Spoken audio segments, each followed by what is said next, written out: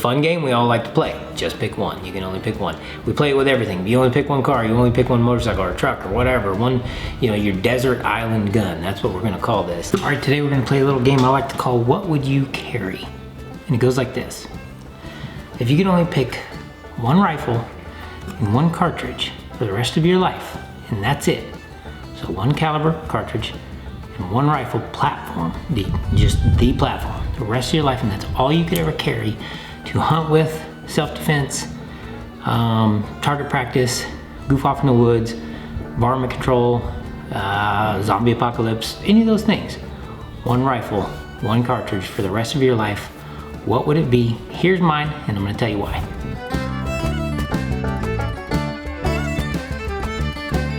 So before I show you what I've got on the table right here, that is my pick for this little exercise, go ahead and like, comment, and subscribe if you're digging what I'm putting out on the channel, and give me some of your feedback on knife content versus gun content versus pipe content. I like to hear where the audience is at occasionally and kind of what people are responding to the best and what you want to see more of. I have a lot of gun content coming up soon. I've got some new build parts on the way. I've got some new products on the way that I'm gonna actually go over and overview and build and do some fun stuff with that, and actually just have some goofing off fun shooting videos I want to do. And this platform is part of some of that future project, just for the fun of it, to see what I can do with some ballistic stuff and bulletproof vests and long range stuff. We'll get into that more later. So let's jump right into this video. If I could only pick one cartridge, one caliber, and one platform for the rest of my life, it would be the 6.5 Creedmoor. Oh, I know some people out there are cringing right now, but we'll talk about why. The 6.5 Creedmoor in this platform right here, a DMR, or a semi-automatic precision platform with a 16-inch barrel. That's where things get interesting. Now, why a 16-inch barrel? I watched a podcast recently, I think it was on Vortex, maybe Vortex, talking about some of the adaptations that the military is doing, or the adoptions the military is making for the 6.5 Creedmoor and semi-automatic platforms in particular.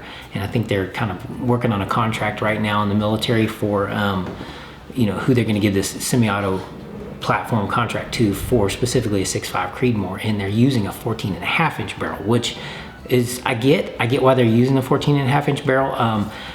It's a pain in the neck for me, personally, to have to deal with all the NFA paperwork and stuff like that. So I went with a 16-inch barrel versus the 14.5, which is what the military is doing. And here's my reasons why. Bottom line, it has to do with overall usefulness and versatility of both the platform and the cartridge itself. So I totally get why the military is doing what they're doing. And I was in the military for 10 years. I did a lot of service rifle stuff. I did a lot of marksman stuff and stuff like that. I wasn't a sniper. Let's not even go there and pretend.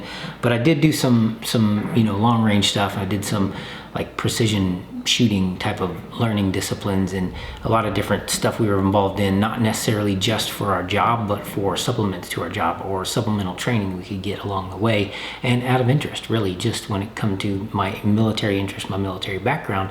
The DMR itself, semi-automatic precision platform, has always appealed to me more than just about any other platform out there because of versatility.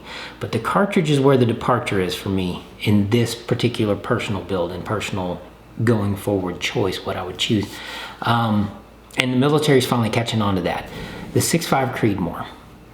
For the longest time, the 308 Winchester has been the standard for semi-automatic platforms for sniping and for military applications for precision and stuff like that, and battle rifle cartridge, like a battle rifle. Because to me, if I'm only picking one weapon platform for the rest of my life and that is all I could carry, I want something that could fill as many roles as possible.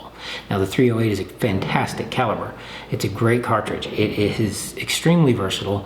It can take any number of game anywhere in the world at really moderate distances, not super long distances, but moderate distances, and it's more than capable of knocking down the biggest animals out there at close ranges and stuff like that. It is actually capable of some really extreme precision at really long ranges, so proven time and time again, the 308 is a great cartridge. However, the 6.5 Creedmoor Well, it is the little, fanboy darling of the modern world right now. If you look at it just practically, it's not the biggest, it's not the fastest, it's not the most whiz-bangy 300 Maggie, type of thing, or 7 PRC or anything like that. It does not have super long range hunting capabilities. You're not going to take an elk with this at 1,000 yards. Let's just use elk as the example because that's the hardiest game in North America we hunt. It is not made for that. That's not what the cartridge is for, but it is extremely efficient. It is extremely versatile. It is faster, flatter shooting, and easier to be accurate with than the 308. It offers a little bit more shootability so far as the user is concerned in a broader range of users, so it's a little easier to shoot, very easy to reload, very easy to find components, very, very, very easy to make precise and accurate ammo for this on a large scale. And the military is about to be scaling up 6.5 Creedmoor production anyway for their rifles as they get adopted into different units throughout SOCOM or wherever they're starting out. And I'm guessing it's probably SOCOM that's going to start this type of wagon train moving. And I do believe, I say in the next 10 to 15 years, we're going to see widespread adoption of the 6.5 Creedmoor as a military round for military applications, up to and including machine guns, precision rifles. They're already using some out there, DMRs, precision DMRs, battle rifles, because it is a capable battle cartridge. No, it's not a 30 caliber, but it still offers higher sectional density and higher frontal diameter than your 223 5.56. Without the fuss and weight. It actually does save you weight over a 30 cal, but it saves you a lot of weight.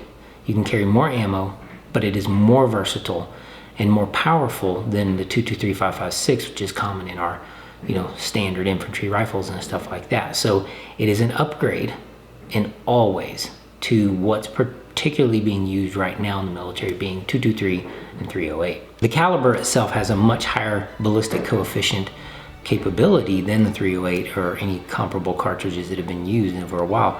So it's accurate. It's accurate at very long ranges and very, I guess you say, minimal wind drift and minimal user input needed to correct for shots and stuff like that. It just makes it easier to hit targets at longer ranges with more force than the 223 and less fuss than a 308.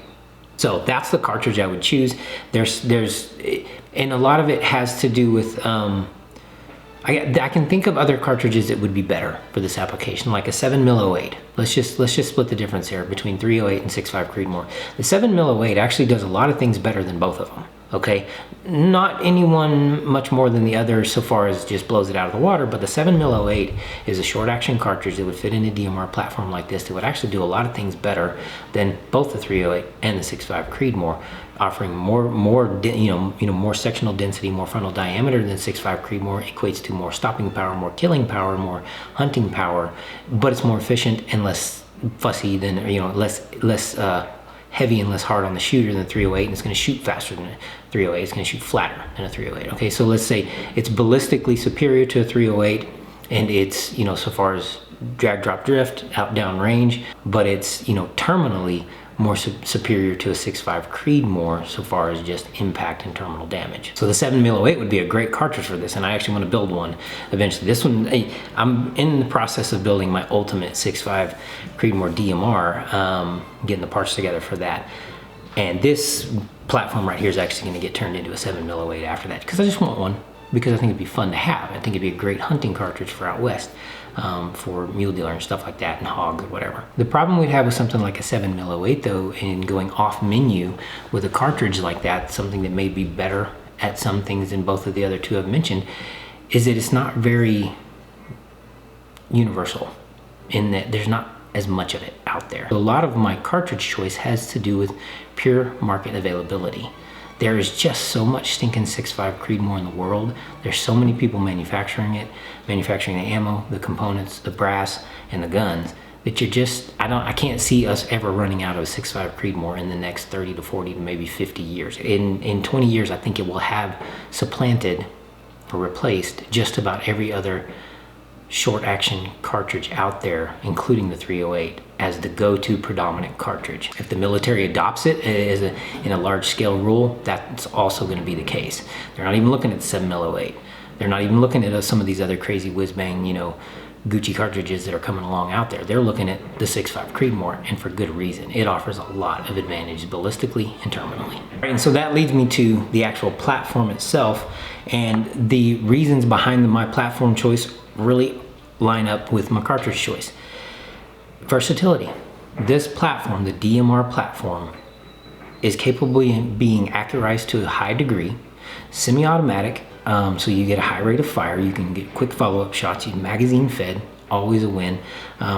User adjustability, so you can adjust infinitely almost the furniture on these things to fit just about any kind of user. Yes, it's a little on the heavy side. It's not a lightweight AR-15 DMR style thing, which if I had to pick a backup or like a platform and cartridge that would be my second choice to this, it would be the 6-ARC in an AR-15. The only problem I have with that, I think the 6-ARC offers a lot of versatility and some of the same capabilities as the 6.5 Creedmoor in a lot of ways at most ranges except for extended ranges. But the problem is its large-scale adoption as a military cartridge is not likely, ever. Maybe in special roles, and it is being employed in some special roles right now in the military from my understanding, but I don't think large-scale it's going to be adopted into the battle rifle DMR category because it's not a battle rifle. The AR-15 is not. The battle rifle typically is something heavier. So 6.5 Creedmoor on the AR-10 platform, it's a battle rifle, and it can be a DMR. So it's capable of all of those things and filling all those roles. Optics versatility is endless. You can put anything you want on top of this thing and shoot it at any range out to including, 1,000 to 1,200 meters. It's capable of that. Even in a 16-inch barrel, you have some loads. I know I've had some loads that I've developed for hunting and stuff like that that are still supersonic past 1,000 yards out of this shorter, lighter weight platform than a typical 20-inch DMR or like a heavy, like a PSG-1 or something like that. This is a shorter, lighter platform, shorter, lighter than the 308s, the standard M110s and stuff like that, and it's capable of more at greater distances. And really just about anybody can shoot it. It's not so heavy and big and bulky that you can't shoot it well, most people. Yes, some of the parts are heavier. They're not as universal as far as like you got your XM25s versus your, your DPMS patterns and all the SR, all that stuff. The Armalite pattern versus DPMS. You've got some different changes and chances to mess up parts and components when it comes to one type of AR-10 to the other because there's no mil-spec standard. But I believe we're going to see more of that in the near future, that the military, once they decide on a platform and kind of unify a mil-spec standard for it, you're going to see a lot of the industry, the civilian industry, follow that, and more parts are going to be more uniform for this platform overall, which would be a great thing because it'll be easier to service. Right now it's pretty easy to service the AR-10. It's not as easy to service as an AR-15 and find parts, but it's not impossible to find them.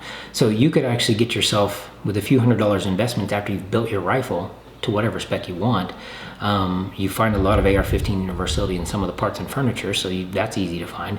But once you spec your rifle out, you can get your critical components nailed down and functioning well. You could actually just buy backup components such as your bolt carrier group, your charging handles and stuff like that, and just stack them up, stash them and leave them, and you'd be able to service your rifle for decades to come. I will say the one drawback to choosing just this type of platform as your only go-to platform for life overall is mechanical complexity. Along those lines of serviceability is the mechanical complexity. They are more complex than a bolt action. And there's a lot of great options for bolt actions with chassis and magazine fed and that kind of thing. So you can adjust or adapt to a pretty high rate of fire and magazine changes and ammo reloading.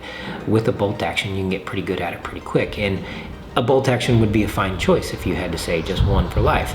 I wouldn't hesitate if that's all. If that was the only choice I had, is you can have a bolt action, pick one, and you can have a cartridge, pick one. Okay, then I would go with 6.5 Creedmoor and a bolt action. Something Remington 700 style pattern with an AICS magazine and chassis. That'd be my pick. But my first pick is still be a semi-automatic rifle. Quicker follow-up shots. Zombie apocalypse happens, you got high rates of fire, man. I'm just saying, when all the crazies with the goof falling off their face come around trying to eat everybody, right here we go, where life is good. You can lay them out. And you got a more powerful round than a 5.56, 223, or 6-ARC to do it with. Not quite as powerful as a 308, but it's still got some pretty good stank on it. So that's just my choice. Those are my reasons. What do you think? What are your thoughts? What would you pick preference-wise? So break it down real simple. Cartridge, and platform. Just pick one. It's a fun game we all like to play. Just pick one. You can only pick one. We play it with everything. If you only pick one car, you only pick one motorcycle or a truck or whatever. One, you know, your desert island gun. That's what we're gonna call this. This would be mine for a lot of different reasons, but I think I'd be happy with the choice. Y'all let me know what you think. Have a blessed day out there. Get out, do some shooting, stay sharp.